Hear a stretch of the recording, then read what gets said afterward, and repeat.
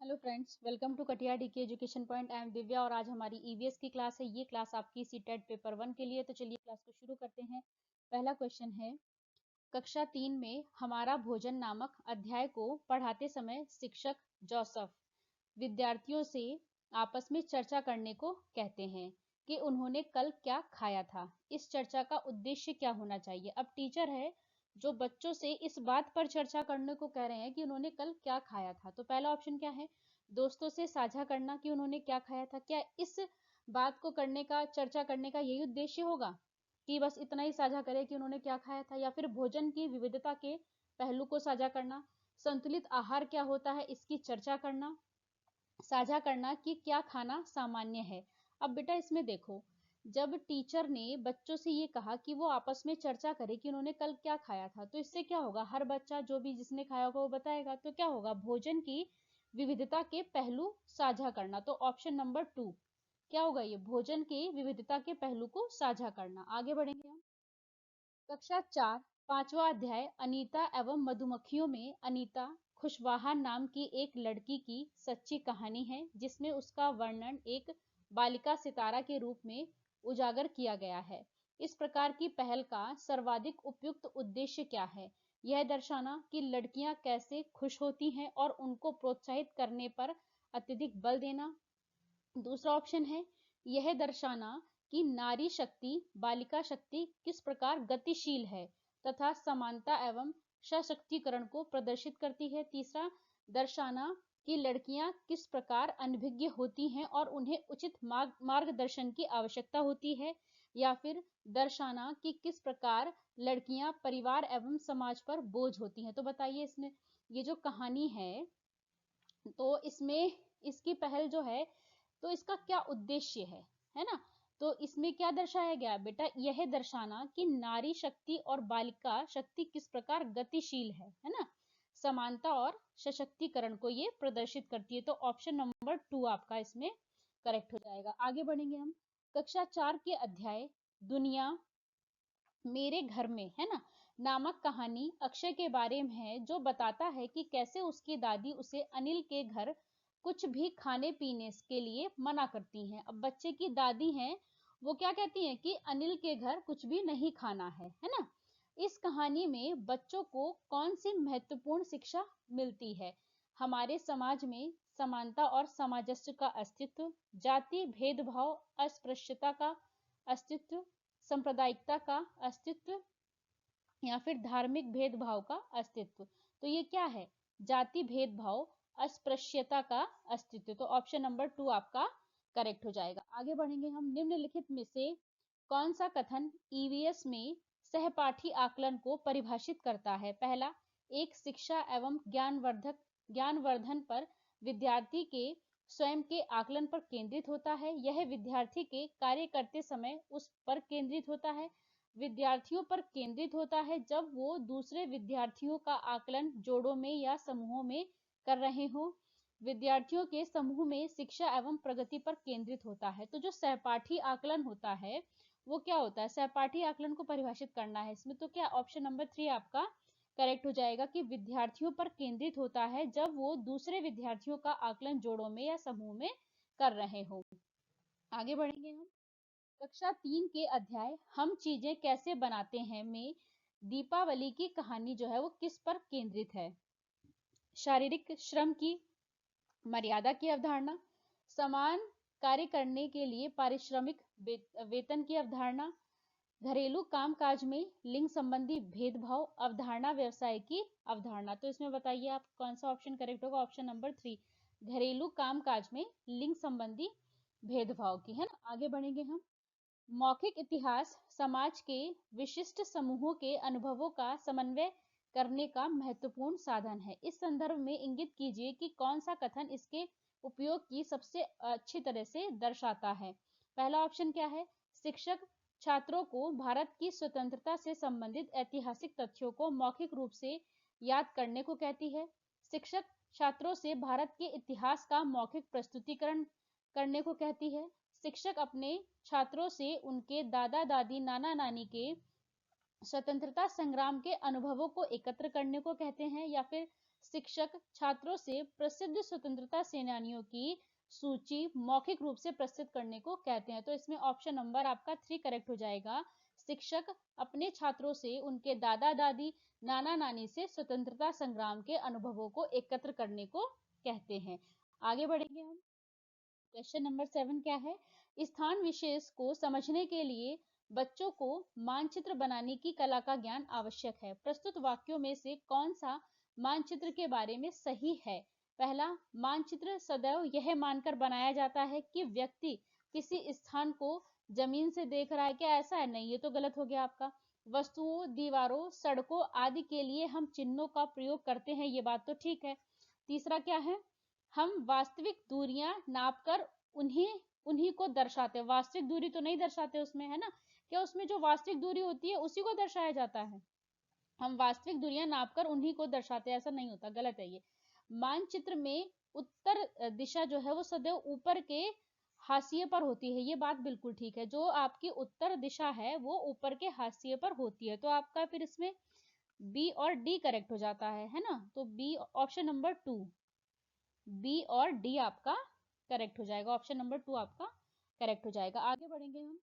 निम्नलिखित में से कौन सा साधन जल के अभाव एवं इसका किसी क्षेत्र पर पड़ने वाले प्रभाव की चर्चा का सर्वोत्तम माध्यम है? पहला, पाठ्य पुस्तकें, श्रव्य साधन, विश्वकोश, समाचार पत्र की रिपोर्ट। तो ऑप्शन नंबर 4 आपका करेक्ट हो जाएगा, समाचार की रिपोर्ट, समाचार पत्र की रिपोर्ट। आगे बढ़ेंगे हम।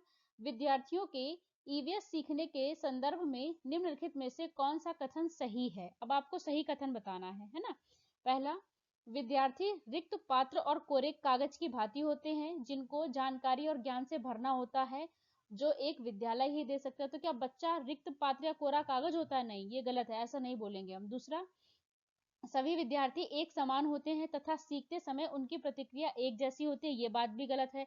सभी बच्चे एक समान तो नहीं होते हैं। तीसरा क्या है? विद्यार्थी रैखिक रूप से सीखते हैं और नया ज्ञान पिछले तथ्यों और जानकारी से ही प्राप्त होता है, ये भी गलत है। डी ऑप्शन क्या कहता है? विद्यार्थियों के सीखने का तरीका सर्पिल होता है, रेखीय नहीं होता है। यहाँ पे क्या क्या रेखीय रूप से सीखते हैं? नहीं, बच्चे सर्पिल, है ना? बच्चों का जो सीखने का तरीका कैसा होता है? सर्पिल होता है ना? प्रत्येक बच्चा अद्वितीय होता है, वह परिस्थितियों से सीखना व प्रतिक्रिया अपने ढंग से देता है ना? तो ऑप्शन नंबर 4 आपका करेक्ट हो जाएगा। आगे बढ़ेंगे हम।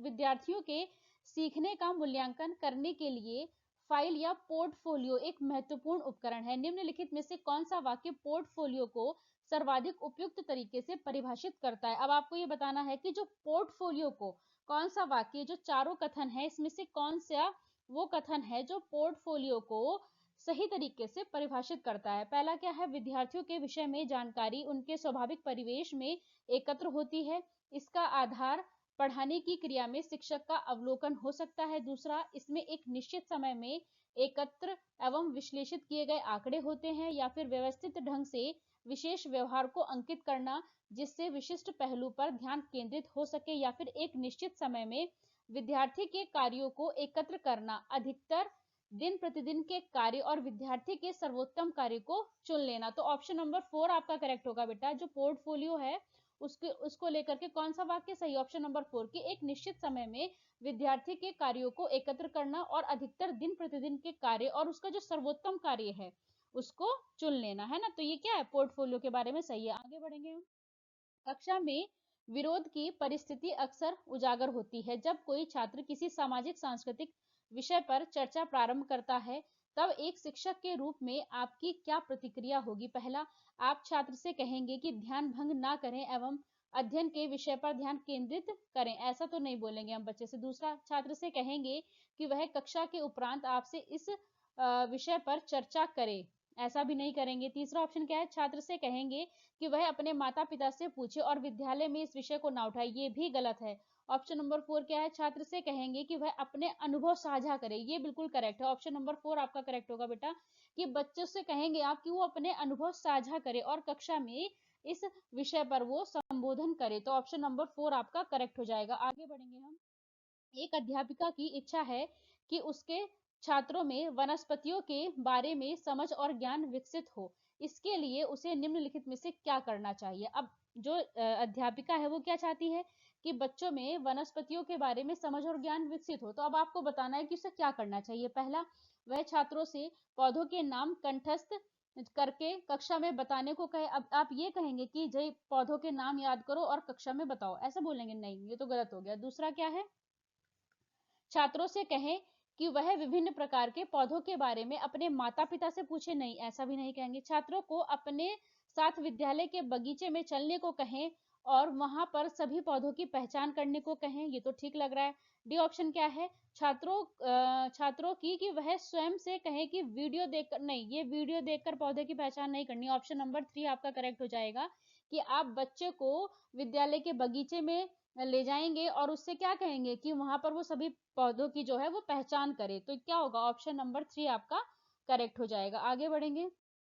कक्षा 3 के छात्रों को संचार के माध्यम विषय पढ़ाते समय फरहा अपने छात्रों में अन्वेषण को प्रोत्साहित करने के लिए निम्नलिखित में से कौन सी नीतियों का उपयोग करती है। अब फरहा एक टीचर है तो वो कौन सी नीतियों का उपयोग करेगी बच्चों में अन्वेषण को प्रोत्साहित करने के लिए? पहला, छात्रों से कहेगी कि वे संचार के माध्यमों के चित्र एकत्र करें और उन्हें वर्गीकृत करें। दूसरा, वह संचार के माध्यमों पर एक वीडियो दिखाएगी। ऐसा करेगी क्या? तीसरा, बच्चों से कहेगी कि वे संचार के माध्यमों पर अपने अनुभव बताएं और उन पर चर्चा करें। या फिर संचार के माध्यमों पर एक पावर पॉइंट प्रस्तुतिकरण करेगी। तो बताइए इसमें से कौन सा करेक्ट होगा बेटा? ऑप्शन नंबर ए आपका बिल्कुल करेक्ट होगा कि बच्चों से कहेगी कि वे संचार के माध्यमों के चित्र एकत्र करें और उन्हें वर्गीकृत करें। अब बच्चा यहाँ एक्टिव हो गया है ना।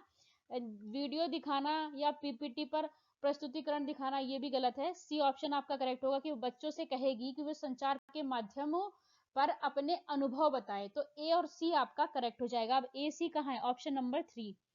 तो जो 13 है आपका क्वेश्चन, इसका आंसर क्या होगा? ए तथा सी है ना। ऑप्शन नंबर 3 आपका इसमें करेक्ट हो जाएगा। आगे बढ़ेंगे हम।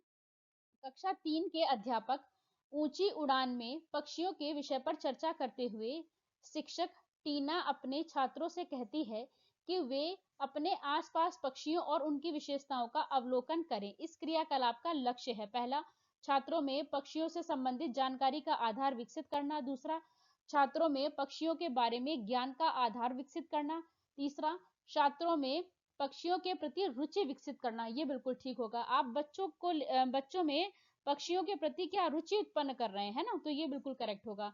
फोर्थ ऑप्शन क्या है? छात्रों में पक्षियों के बारे में वैज्ञानिक समझ। नहीं, ये भी नहीं होगा। ऑप्शन नंबर 3 आपका इसमें करेक्ट हो जाएगा कि आप बच्चों में क्या करेंगे? रुचि को विकसित करेंगे। आगे बढ़ेंगे हम। सीमा एक ईवीएस की अध्यापिका है जो छात्रों को अपने आसपास की वस्तुओं को संग्रहित करने के लिए कहती है। उन वस्तुओं जैसे धातु के पेन, स्टील की चम्मच, प्लास्टिक की चम्मच आदि को पानी की बाल्टी में डालकर देखें कि वह तैरती है अथवा डूबती है।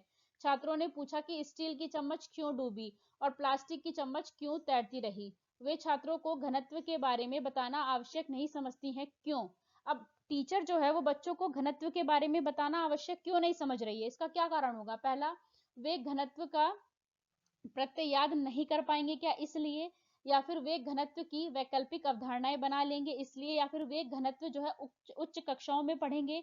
या फिर वे घनत्व को समझने के लिए उससे संबंधित क्रियाकलाप नहीं कर सकते? इसमें से कौन सा ऑप्शन करेक्ट होगा? ऑप्शन नंबर 2 आपका करेक्ट होगा कि वे घनत्व की वैकल्पिक जो है अवधारणाएं बना लेंगे। ऑप्शन नंबर 2 आपका करेक्ट हो जाएगा। आगे बढ़ेंगे हम।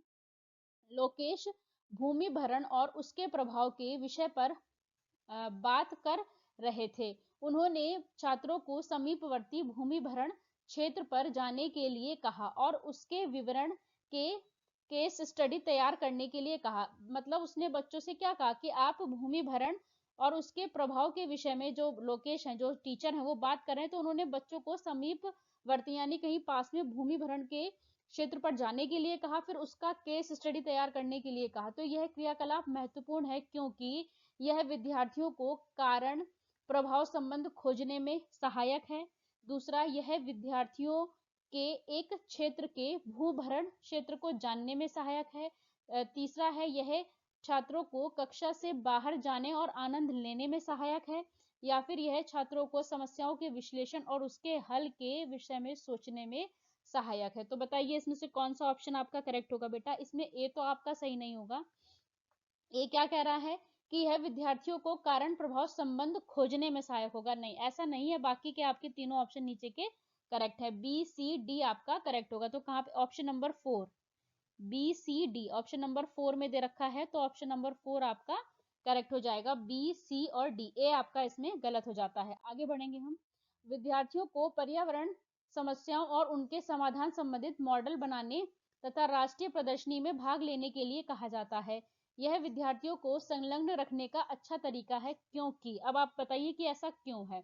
विद्यार्थी मॉडल बनाने में व्यस्त और संलग्न रहेंगे क्या इसलिए? नहीं, ये तो गलत है। विद्यार्थी जो है मॉडल बनाने में कीमती सामान खरीदने में आनंद लेंगे, ऐसा भी नहीं है। मॉडल बनाने से विद्यार्थियों में सृजनशीलता और समालोचनात्मक सोच का विकास होगा। ये आपका करेक्ट हो जाएगा कि मॉडल बनाने से बच्चे में क्रिएटिविटी का, है ना, सृजनशीलता का और समालोचनात्मक सोच का विकास होगा। तो ऑप्शन नंबर 3 आपका इसमें करेक्ट हो जाता है। आगे बढ़ेंगे हम। पर्यावरण अध्ययन की शिक्षिका निम्नलिखित में से कौन से क्रियाकलाप का अपने विद्यार्थियों में प्रक्रिया कौशल विकसित करने के लिए उपयोग कर सकती है? प्रक्रिया कौशल को विकसित करने के लिए किसका उपयोग कर सकती है? नृत्य करना, बागवानी करना, वाचन करना या फिर गायन करना? तो ऑप्शन नंबर 2 आपका करेक्ट हो जाएगा, बागवानी करना, है ना। आगे बढ़ेंगे हम। बगीचे में 2 बर्तनों में बीन के बीज बोए गए हैं। अध्यापक ने राधा को एक बर्तन को छाया में और दूसरे को सूर्य के प्रकाश में रखने के लिए कहा। राधा को प्रतिदिन के अवलोकन का रिकॉर्ड रखने को कहा। इससे राधा को सहायता मिलेगी। अब ये बताइए कि इससे राधा के अंदर क्या होगा? राधा को किस चीज में सहायता मिलेगी? उसका आत्मविश्वास बढ़ेगा क्या ऐसा करने से? अवलोकन कौशल विकसित करने में सहायता मिलेगी, या संपत्तियों की प्रस्तुति में, या फिर समयबद्धता और अनुशासन में? तो बेटा इससे क्या होगा? उसके अवलोकन कौशल को विकसित होने में सहायता मिलेगी। तो ऑप्शन नंबर 2 आपका इसमें बिल्कुल करेक्ट हो जाता है। आगे बढ़ेंगे हम। एक पर्यावरण अध्यापक अपने विद्यार्थियों को एक पर्यावरण संरक्षक कैसे बना सकता है? सर्वश्रेष्ठ संभावना चुनिए। अब जो पर्यावरण का अध्यापक है वो बच्चों को पर्यावरण का संरक्षक, है ना, कैसे बना सकता है? पहला, उन्हें वस्तुओं के पुनः उपयोग पुनः चक्रण में लाने को कहना, इससे बना सकता है। उन्हें नए संसाधन विकसित करने के लिए कहना, या फिर उन्हें अपने इलाके के एक पौधे को देखभाल करता बनाकर। ये तो बिल्कुल ठीक है भाई। आप किसी बच्चे को पर्यावरण संरक्षक कैसे बनाएंगे? आप उसे कह दें कि वो अपने इलाके के किसी एक पेड़ पौधे की देखभाल करे। तो ये तो बिल्कुल ठीक है। ऑप्शन नंबर 3 आपका इसमें करेक्ट हो जाएगा, है ना। आगे बढ़ेंगे। निम्नलिखित में से कौन सा उद्देश्य खोज आधारित शिक्षण से प्राप्त होता है? अब ये बताइए आप कि कौन सा उद्देश्य जो है वो खोज आधारित शिक्षण से प्राप्त होता है? पहला ऑप्शन क्या है? विद्यार्थियों में जिज्ञासा में जो है बच्चों की जिज्ञासा में वृद्धि होती है। ये बात तो बिल्कुल ठीक है ना। विद्यार्थियों में सीखने में व्यस्तता आती है। तीसरा, छात्रों में परस्पर सामाजिक अंतःक्रिया होती है। या फिर निम्न स्तरीय संज्ञानात्मक विकास का होता है। मतलब निम्न स्तरीय संज्ञानात्मक विकास कैसे होगा भाई? ये तो गलत है ना आपका। निम्न स्तरीय संज्ञानात्मक विकास कैसे होगा इसमें? ये तो गलत हो गया ना, है ना। तो डी ऑप्शन तो आपका गलत है। ए बी सी, है ना, ये आपका करेक्ट हो जाएगा। बेटा इसमें क्या बोला है कि निम्न स्तरीय संज्ञानात्मक प्रक्रिया का विकास होगा, तो नहीं, निम्न स्तर का थोड़े ना होगा इसमें, तो ये गलत हो गया। तो ए बी सी आपका करेक्ट हो जाएगा। अब ए बी सी का option number 4, A B C आपका करेक्ट हो जाएगा। आगे बढ़ेंगे हम। छात्रों में शिक्षण योग्यता सुधारने के लिए अनुभवजन्य शिक्षण महत्वपूर्ण है। निम्नलिखित में से कौन सा उपलब्धि अनुभवजन्य शिक्षण से प्राप्त की जा सकती है? अब इसमें से कौन सी उपलब्धि जो है वो अनुभवजन्य शिक्षण से प्राप्त की जा सकती है? पहला, ज्ञानेंद्रिय अनुभव। दूसरा, ठोस अनुभव।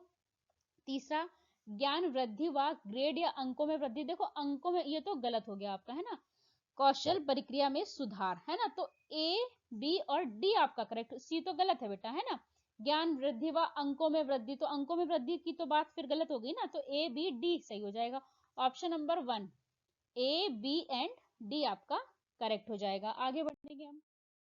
सचिन सामाजिक आर्थिक अभावग्रस्त पृष्ठभूमि से संबंध रखता है। उसकी कक्षा की अध्यापिका श्रीमती खुराना को उसकी सहायता करनी चाहिए तथा कक्षा में ऐसा वातावरण और स्थिति बनानी चाहिए जिससे, अब आप बताइए कि अध्यापिका को क्या करना चाहिए? जिससे उसके सांस्कृतिक और सामाजिक परिवेश को सम्मान से देखा जाए। बात तो बिल्कुल ठीक है भाई। जो श्रीमती जो अध्यापिका है उसको क्या करना चाहिए, कक्षा में ऐसा वातावरण बनाना चाहिए जिससे उसके सामाजिक और सांस्कृतिक परिवेश को सम्मान से देखा जाए। ये तो बात बिल्कुल ठीक है। दूसरा क्या है, उसकी क्षेत्रीय भाषा और बोली को हतोत्साहित करना चाहिए, नहीं ये गलत हो गया। उसे एक अलग समूह के रूप में, ये भी गलत हो गया। उसे वे शिष्टाचार और आदतें शिष्टाचार सिखाएं ताकि जिन्हें वह सोचती है कि उसके पास कमी है, नहीं ऐसा भी नहीं हम करेंगे, तो ये भी गलत हो गया। तो बेटा ऑप्शन नंबर ए करेक्ट होगा इसमें, कि उसके सामाजिक और सांस्कृतिक परिवेश को सम्मान से देखा जाए, है ना। ऑप्शन नंबर 1 आपका करेक्ट हो गया इसमें। आगे बढ़ेंगे हम। निम्नलिखित में से कौन एक पर्यावरण अध्ययन के अध्यापक के लिए ईवीएस कक्षा को प्रभावशाली बनने में सहायक होगा। अब प्रभावशाली बनने में कौन सहायक होगा, विद्यालय का बगीचा, संप्रेषण तकनीकी, सूचना व संप्रेषण तकनीकी, या विद्युत उपकरण और टेलीविजन। तो आप बताइए इसमें से कौन सा करेक्ट होगा। बेटा देखो इसमें संप्रेषण तकनीकी, सूचना और संप्रेषण तकनीकी, तो ये तो हटा दो, ये सही हो जाएगा आपका। विद्युत उपकरण और टेलीविजन ये भी नहीं होगा, है ना। तो ये ए और सी हो जाएगा ना बेटा, ये दोनों बेस्ट है ना। तो ए और सी, ये रहा ए और सी। देखो सूचना और संप्रेषण तकनीकी है ना, ये ज्यादा अच्छा बेस्ट ऑप्शन है ना। इस बी और डी में सूचना और संप्रेषण तकनीकी बेस्ट हुआ ना, और विद्यालय का बगीचा, तो ए और सी के साथ जाएंगे हम इसमें, है ना। आगे बढ़ेंगे हम। श्रीमती मेहरा अपने छात्रों से परस्पर संबंधों, सामाजिक विशेषताओं, गुणों का विकास करना चाहती हैं। वे अपनी पर्यावरण अध्ययन की कक्षा में किस आकलन के साधन का उपयोग कर रही हैं, लिखित प्रश्न उत्तर, है ना, या फिर चर्चा द्वारा, सामूहिक क्रियाकलाप, मौखिक प्रश्न उत्तर। तो आप बताइए इसमें से कौन सा ऑप्शन आपका करेक्ट होगा। तो देखो लिखित प्रश्न उत्तर और मौखिक प्रश्न उत्तर तो इसमें ठीक नहीं होगा, चर्चा द्वारा और सामूहिक क्रियाकलाप, बी और सी आपका करेक्ट हो जाता है इसमें। तो बी और सी कहाँ पे है, ऑप्शन नंबर 1, केवल बी और सी, ऑप्शन नंबर 1 आपका करेक्ट हो जाएगा इसमें। आगे बढ़ेंगे हम। पर्यावरण अध्ययन में अध्यापक श्री मेहरा जी अपनी कक्षा में हमेशा भारत का मानचित्र लेकर जाते हैं, क्योंकि अब भाई टीचर मानचित्र लेके क्यों जाते हैं, पहला ऑप्शन क्या है, मानचित्र अच्छे प्रकार से बने होते हैं और विद्यार्थी उन्हें पसंद करते हैं, क्या इस वजह से लेके जाना चाहिए, नहीं ये तो गलत हो गया। दूसरा क्या है, विद्यार्थी मानचित्र देखकर आनंदित होते हैं, मतलब बच्चा मानचित्र को देख करके खुश हो जाता है, बस इसीलिए टीचर को मानचित्र लेकर जाना चाहिए क्लास में, नहीं ये भी गलत हो गया। सी क्या है, मानचित्र छात्रों को स्थान और दिशाओं की स्थिति को समझाने में सहायक होते हैं, ऑप्शन नंबर 3 आपका करेक्ट हो जाता है। आगे बढ़ेंगे हम। अर्जुन अक्सर पर्यावरण अध्ययन की कक्षा में विद्यार्थियों से खेल के मैदान से लौटते हुए क्या देखा उसके विषय में रोचक प्रश्न पूछते हैं। इस प्रकार वह विद्यार्थियों के किस कौशल का आकलन कर रहे हैं। अब जो अर्जुन है ये क्या है, बच्चों से खेल के मैदान से लौटते समय उन्होंने क्या क्या देखा, है ना, इस विषय में प्रश्न पूछते हैं। तो वो बच्चों के कौन से कौशल का आकलन कर रहे हैं, श्रवण कौशल का, चिंतन कौशल का, अवलोकन कौशल का, या फिर संवेगात्मक कौशल का। तो आप बताओ बेटा इसमें से कौन सा ऑप्शन आपका करेक्ट होगा, कि वो कौन से कौशल का आकलन कर रहे हैं। तो अवलोकन कौशल का, ऑप्शन नंबर 3 आपका करेक्ट हो जाएगा। कौन से कौशल का आकलन कर रहे हैं, अवलोकन कौशल का। आगे बढ़ेंगे हम। प्राथमिक स्तर पर कौन सी विधि पर्यावरण अध्ययन शिक्षण के लिए अच्छी नहीं है। अब आपको कौन सी सही नहीं वो बतानी है। विद्यार्थियों को अवलोकन करने के लिए कहना, ये तो ठीक है, अवलोकन करने के लिए कहेंगे। दूसरा फील्ड ट्रिप, ये ठीक है। लघु चित्रकला देखना, ये भी ठीक है, लेकिन ऑप्शन नंबर 2 आपका गलत है, और आपसे यहाँ पर गलत ही पूछा गया था, इसीलिए सेकंड आपका आंसर हो जाएगा क्या, कि कक्षा अध्यापन में प्रत्यय तथ्य देखना, तो ये गलत है। तो आपसे यहाँ गलत पूछा गया था, इसीलिए सेकंड इसका आंसर हो जाएगा। आगे बढ़ेंगे हम। श्रीमती मनीषा पर्यावरण अध्ययन के शिक्षण के लिए अच्छा वातावरण बनाना चाहती हैं। वे योजना बनाती हैं सप्ताहांत में अतिरिक्त कक्षा लेना, विद्यार्थियों को लिखित सामग्री देना, उनके द्वारा दी गई सामग्री को याद करना, देखो याद करना तो गलत हो गया, है ना, आसपास के क्षेत्र में सर्वे का आयोजन करना, ऑप्शन नंबर 4 आपका करेक्ट हो जाएगा। क्या करेंगे, सर्वे का आयोजन करना। आगे बढ़ेंगे हम। पर्यावरण अध्ययन शिक्षण उपागम का अनुसरण करता है, सामाजिक रचनावादी, सहचर्यवादी, व्यवहारवादी, अवलोकन जन्य अधिगम। तो आपका ऑप्शन नंबर 1 करेक्ट हो जाएगा इसमें, सामाजिक रचनावादी, है ना। आगे बढ़ेंगे, वीडियो अच्छे लगे तो लाइक करें, शेयर करें, चैनल को सब्सक्राइब करें। Thanks for watching this video.